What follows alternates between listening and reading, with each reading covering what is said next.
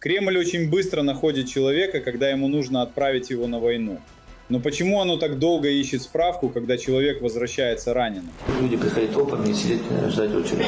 Значит, система плохо работает. Братья-соседи, послушайте внимательно. Фархат из Дагестана вернулся после службы.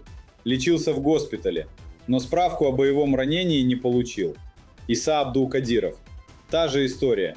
Госпиталь, лечение, суды, комиссии, бумаги. Получается удивительная картина. Когда нужно было ехать на фронт, система работала быстро. Когда понадобилась помощь самому человеку, начались кабинеты, отказы и бесконечные объяснения. И таких историй становится все больше. Человек рискует жизнью, возвращается домой, а потом вынужден доказывать, что действительно пострадал.